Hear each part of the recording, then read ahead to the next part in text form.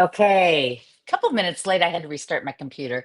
I'm Ann Rossley. I'm here with my dear friend and colleague, Kyle Harvey. Let me fix my screen. We sell real estate in downtown Chicago, and every Monday we come to you with real estate. Hi, Kyle. Good morning. Good morning. How are you? I'm just fine on this beautiful Monday morning in Chicago. Gosh, I don't know. It's glorious, isn't it? it's a little Ah, 50s, but gosh, we're going to get up to the mid 70s. Yay. I know. It's great. It's great. So, we were on last week on Labor Day. And today we have the real stats, what's going on. And then we're also going to talk about something you're bringing to us to share. And then if we have a little time, we're going to delve into what's really going on with the detached single family homes. So, Okay. yeah. All right, everyone, let me just say this before I jump into stats. Thank you for watching. Thank you for supporting us. Please subscribe to our YouTube channels and social media. And of course, get in touch when you want some help. All right. Should we start into stats? Yes, please. Okay. So, okay, as always, we talk about the single family and attached markets um, up and down the lakefront. We call them the lakefront communities from the South Loop to Edgewater and those directly west. And first, we're going to talk about single family homes. But this is a repeat from last week. If you saw it, I'll go through it really quickly. Of the 50 metro areas, when you look at prices, there are some areas that are increasing in price year over year, some are declining in price year over year, and we happen to be the sixth most increasing of areas. Single family homes in our area are increasing, and you'll see a little bit more. A lot of this is due to the fact that there is a disparity between buyers and sellers in various areas of the country. We actually have more buyers than sellers, and you can see that in the second from the left. If you look to the right and you see the West and the South, they have a ton more sellers than they have buyers. And the blue is year over year, the red and or the green is versus pre-pandemic, and this refers to inventory. So you can see that in the Midwest, compared to pre-pandemic, we're down 40% in the number of properties that are on the market. But Kyle, I was thinking about this since we saw each other last week. It says we're up 18% year over year, but Chicago's not the case, is it? It sure doesn't feel like it. I wonder where that 18%, because this is the Midwest Right. region. It's not Chicago. Exactly. Yeah. And we'll look at that a little bit more. So let's look at houses.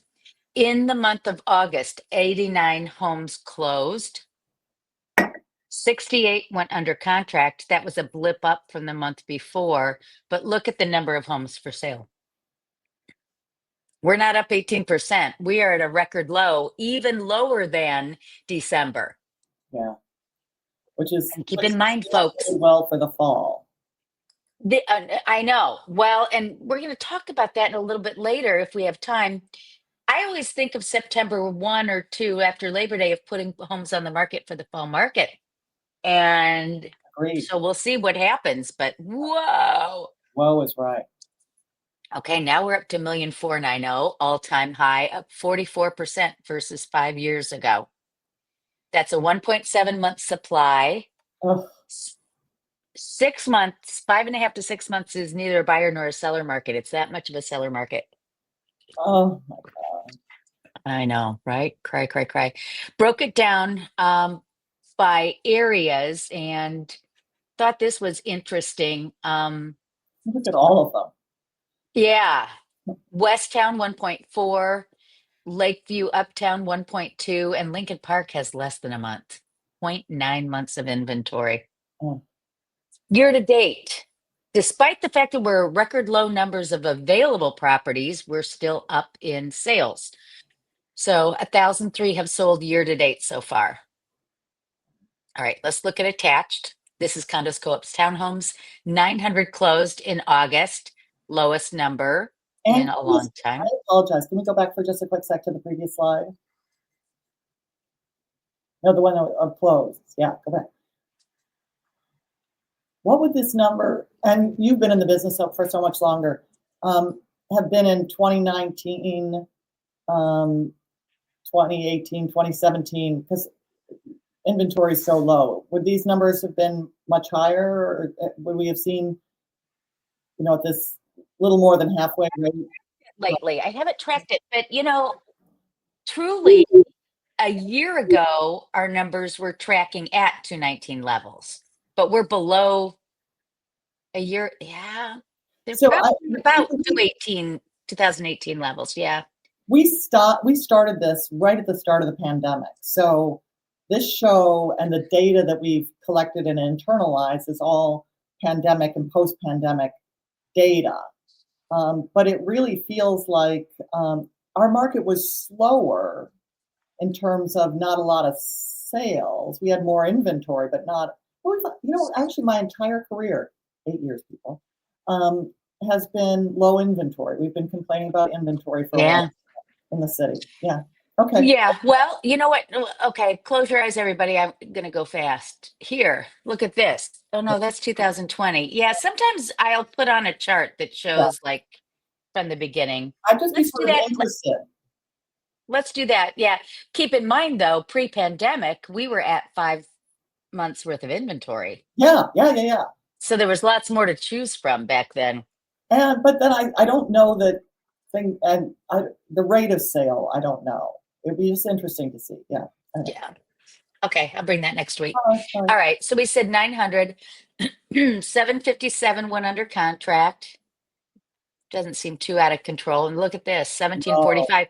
The only month that was lower was December of Okay. 2024. Every other month was higher than where we are right now in inventory. And it's a 2.1 month. Who would have thought 2.2 months worth of inventory for attached, right? Oh, no, crazy. Okay, and so this is showing month supply by neighborhood. Loop and Near North are in the threes. Lincoln Park is 0.8, West Town's 1.2. So supply, demand are very neighborhood focused. Yeah. You'll see some where they're flying, some where they're not. 465 is the median sales price. Okay. And again, we're pretty steady on sales here. A little bit up. All right. Interest rate 6.5. They're coming down a little bit. A little bit. And we don't know where they're going to go, but everybody says basically between 6 or 6.6 by Q4 26. Rent 2180 is down 7%, 2.76, $2.76 per square foot. And this shows by, now keep in mind too, this is all of Chicago, and it incorporates those apartment buildings, not just condos. The near north side, 2972 is the highest, followed by the near west side and median sales price. So that's it. That's what you got. I hear, the word on the street though, Ooh, is rents are poofies. so high. So, when they say it's down, it's not what people are feeling. Right. Oh yeah. Yeah. And it's down from these high highs. High. Yeah. So, I mean, And remember, we are, Mm. no, I was just going to say, remember I used to put on how we compare to other metropolitan areas. And we're like number 11 in terms of rent costs. We're not the highest, but we climbed last year to number 11 from like number 17. So we're probably coming back down a little bit. But here's also a thing. These rents aren't today's rents, and September and October are the big turnover months. So it will be really interesting to see in October and November what that rent number is, because that'll be reflecting the big turnover months, and see whether that means that rents have actually gone down, or whether that, we'll see. We'll see. Yeah. All right. Yeah. Okay. Well, so one of the things that Ann and I talk about constantly is supply. And there's just not enough homes in Chicago, and we're not building enough homes. So it's kind of with good news that we're bringing you what's coming soon. And it's now called, or this piece is called Foundry Park. Foundry Park And isn't that a pretty rendering? This is the It rendering is. that the developers have done. And this is what it looks like today. People, I thought this is a great picture. This is the Lincoln Yards, former Lincoln Yards development. And you guys who follow what's happening in Chicago will recognize that this big colored portion, both the red and the orange, I read that as orange. Do you read that as green or brown or whatever, this portion down here?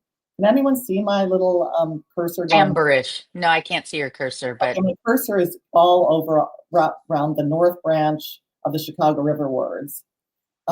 So that the total colored portion is the former Lincoln Yards development, the planned Lincoln Yards, and you can just see that that's a ginormous, to use technical language, people, property to have to develop all at once. And it would have been probably the biggest project we've ever had. I mean, when you think about the Sandburg Village and how big that was back in the late 60s and early right. 70s, that was nothing. I mean, tiny compared to this plant thing. And Lincoln Yards has failed. So the northern section, the red section, has been sold off to a development consortium that includes JDL Development.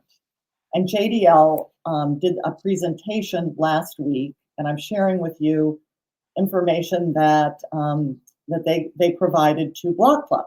So these pictures, et cetera, are Block Club. So what's different? It's significantly scaled down from Lincoln Yards. And the red is all going to be called Foundry Park. It's significantly scaled down. It is much more focused on housing than it is on commercial space. Lincoln Yards had an idea of creating sort of like a whole nother city within a city. It was going to have a lot of office space, a lot of commercial space, and a lot of housing. This is much more focused on housing, which is great in a lot of ways, but there are still questions that I don't have the answers to yet. So when going back, this is the section that is the red section. So going back here, you'll see this is what it looks like as planned, the Foundry Park development. And so, so they say there are going to be more than a dozen high and mid-rise residential and commercial buildings, mostly residential, about 50 townhomes and single-family homes, and you'll see those. You can't see. I've got slides that point it out. A hotel and an extension of the Bloomingdale Trail, not the 606, but the Bloomingdale Trail, which is further north. And they're thinking that it'll be a max of 2,800 housing units. So that's sort of interesting.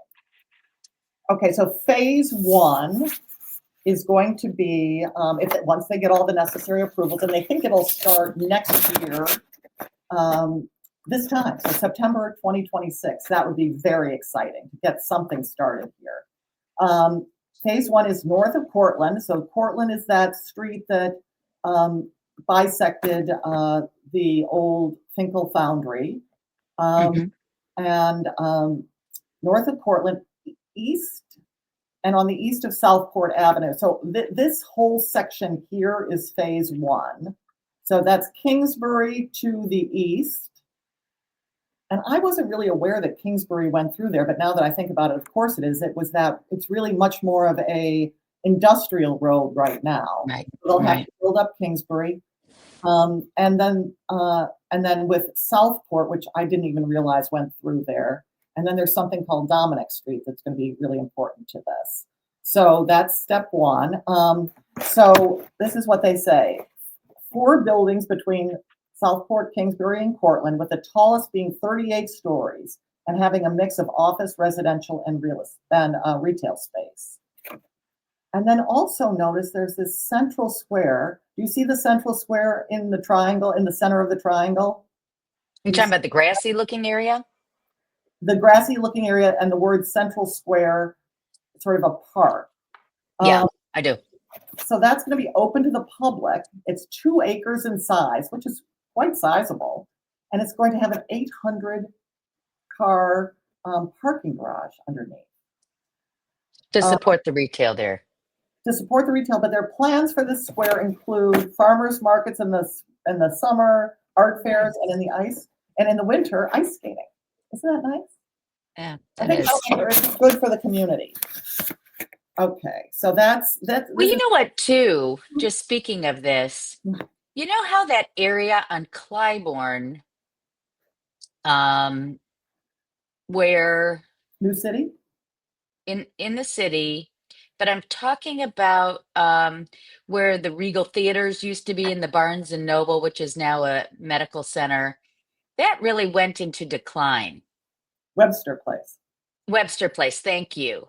This whole thing is going to really enliven Yes, that whole area. It's going to be so great for the community. agreed. I'm Agreed. excited. Bring focus to that area again. Yeah. Yeah. So this is what's planned for South. This is what Southport looks currently like, and this is what Court. This is Kingsbury. You can't see it. South. You see the triangle from Southport to this sort of road that is like the hypotenuse of the triangle, the one that has little rail lines. Look at you pulling out those words.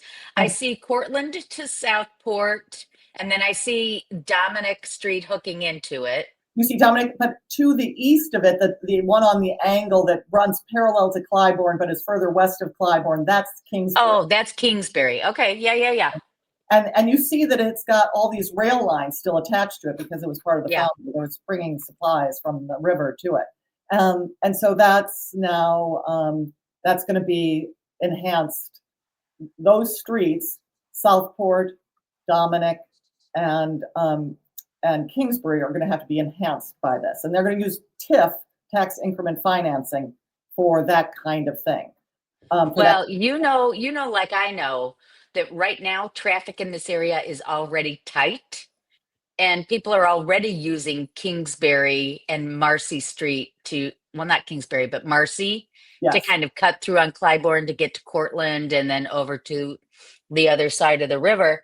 And with the addition of all this housing, they have got to beef up the Yes. streets.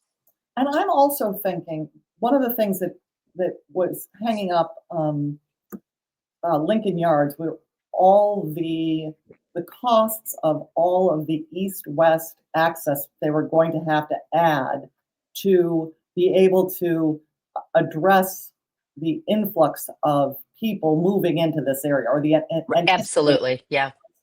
and they're not doing additional east-west roads. And while Cortland is a nice street, they call it Cortland Ave. I can't tell if it's Cortland Street or Cortland Ave. Anyway, it is. They're going to have to beef up Cortland too, because it's No question. so. Yeah.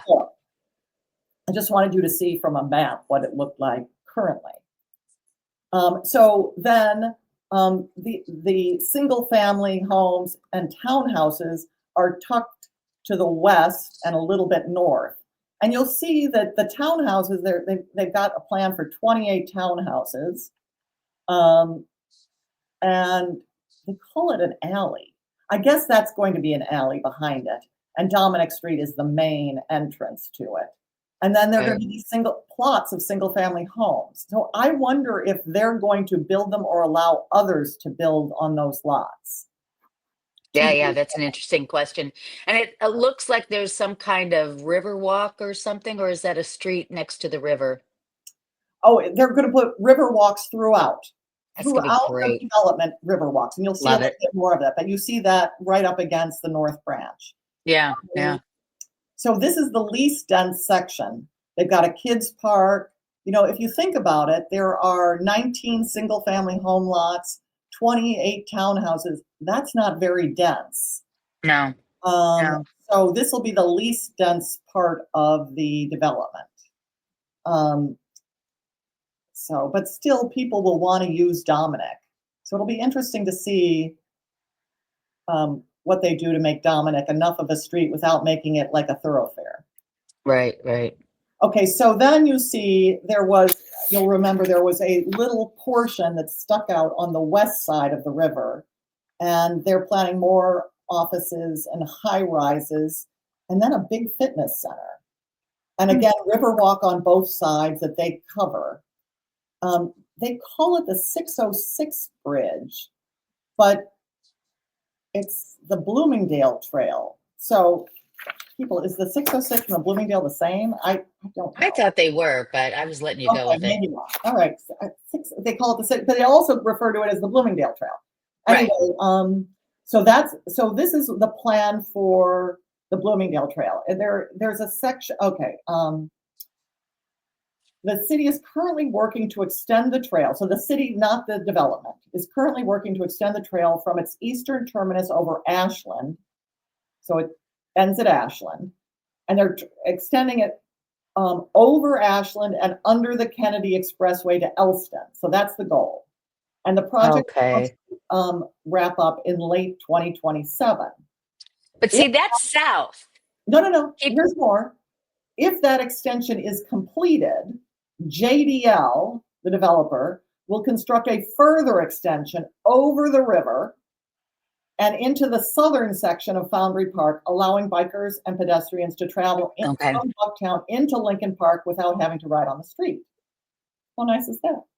That would be very cool. There's no cars that are going to come on that bridge. It is purely pedestrian and bicycles. Nice. Oh, Okay. that'll be fun. Yeah. Very cool. And Okay. notice the that there's this park at the point, and it's all Hmm. this greenland. That's going to be really important for us as a city to have that. And then I thought this was sort of interesting. Does that look sort of like a beach? It looks like they're creating It access does. going to the river. So we'll see. Mm. It would be, the Chicago River, especially the North Branch, is getting so wonderful and Yeah. becoming a real asset as it gets further and further away from all the industrial uses that it used to have. And it's going to be such an asset for years to come. It's very Love exciting. it. Um, so this is the renderings by the developer of what it's going to look and feel like.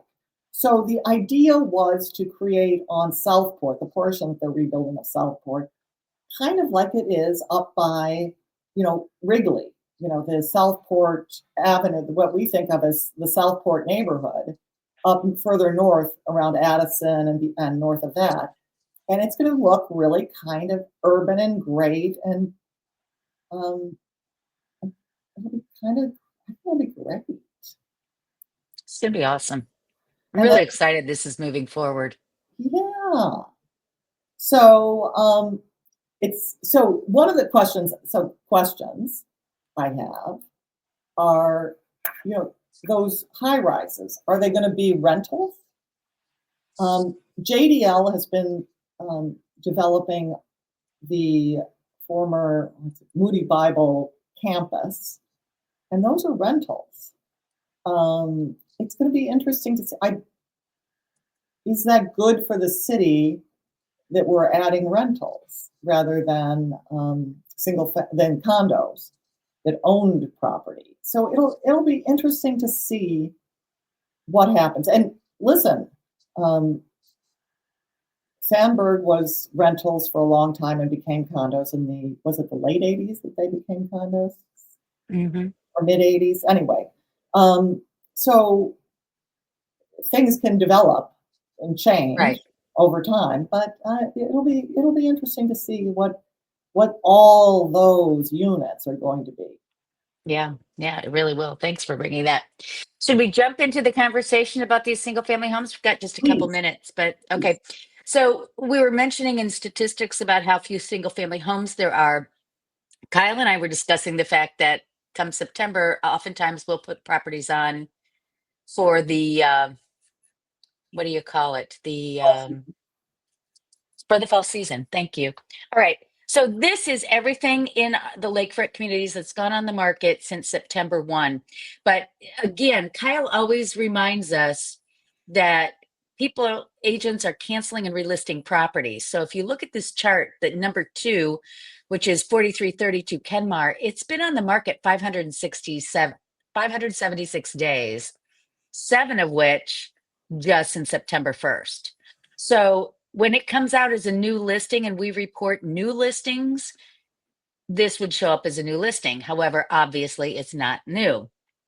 So that's why we always show you active listings. We don't show you new listings because it's very much a skewed statistic. So there are very few as we scan through this list, the first one, Winona being one of them, where the market days and the listing market days are the same. This one went on September 1st. You come down here to Levitt, 51 days on the market, but it was relisted on the 7th. And we talk about it being a seller's market, but Kyle always reminds us that doesn't mean you can put any number on your home and have it sell. Kyle, is there anyone you want me to pull up and look at here? Well, let's pull up one that's in, let's look at the one at Ohio. Just because it's 145 days, so not incredibly long, but longer than it wants to be on the market. Okay, good. So here it is. You can see it? Yeah, we can. Okay. So interestingly, they don't show that it has reduced a price. We can find out because we can find all sorts. Yeah. Listing and property history. Yeah, you can't see it. I could add it, but I don't want to screw us up. It's been the same price all the way through. So 1350. Price. It's just canceled and relisted. Exactly right. So 24 by 100, built in 2013. It's a 4-bedroom, 3.5 bath. It's a small lot, people. 100 feet is 125 is the standard lot depth. 18. I mean, it's a pretty house. It's a pretty house. It was built in 2013. It's a contemporary home. Interesting. Yeah. Well, so I wonder why it is taking so long to sell. price. Well, Price. it's 1.3, so it's lower than The median, right? median, and that part of Ohio Street is not disliked. Isn't that Noble or Smith Park? Well, at Ohio, see, you're just south of Chicago Avenue. So No, you're further. You're about 4 or 5 blocks south. You're well south of Chicago. Yeah. Hmm. Interesting. Yeah. All right, let's go back and pick another one quick since we're on a roll here. Mhm. 1928 Bissell. That's only on the market 44 days. Let's see what's going on. Why they canceled and relisted. Yeah. That was built. They don't know the year it was built. Okay. Okay, so it was. Let me try to share this. Okay, can you see this now? Yeah, yes. Okay. So 825,023 closed at 825. Okay. So quick at sales price in 15 days. On the left, you can see listing market time 15 days. Then they put it on as active in July. And remember that does, but the public may not, that when you put it on private, market time doesn't begin. And then they put it on, they canceled it on September 2nd and relisted. That's what they did. At the same price. So I'll be interested, and your agent, if you're looking at this house, will look for what changes they made to make it worth 300,000 more. Right. Are you seeing the listing sheet now of Bissell? I'm not. I see us, which is okay. So, all right. Well, we don't have to go on. The point is, less than half of the ones that are showing as new are truly new. Yeah, they're just, which tells us a couple of things. Not a lot is flooded on the market. Usually things this week or last week flood. They flood on, it's sort of like the week after the Super Bowl. All of a sudden the market becomes flush with truly new things. And Anne has shown us that we do not have that. Um, Right. It's not truly well, and that's why we have a month inventory or 2 months or 3 months inventory in various neighborhoods. It's these homes that are sitting there who haven't sold yes, because the sellers are hoping that somebody's going to say, "All right, I give in. I'll pay over because I need a home." They're not doing that. I think also, and I'd be interested in your thoughts on this. Um, Sellers are saying, I don't have to fix things. Let the next guy do it. And the next person doesn't want to have to, unless they're going to redo everything, they don't want to have to engage the contractor, the handyman. They know how hard it is to get people to come out and do work. And Right. so for you to say the house is in pretty good condition, but you can fix the X, Y, and Z, um, they'll go to the house that's in good condition. So sellers, you really have to, even though it's such a seller's market in many ways, you still have to do the things that are expected of sellers um, Right. to be successful in this market. So it's not No just question about it. it's not just we're never going to be Florida. We're never going to be And we don't want to be. we don't want to be Texas, but those places you could just put it on the market and it would sell during the a year or 2 years ago, Right. Right. and we're not seeing that now. But they did then, and we're never going to be them. And No. so, thank you as Okay. always, Anne. Good stuff. Thanks for sharing the Foundry. Excited to keep up with what's going on with that. Thanks everybody for watching, and we look forward to seeing you next time on Monday Morning Coffee with Kyle and Ann. Yes, thank you. Bye.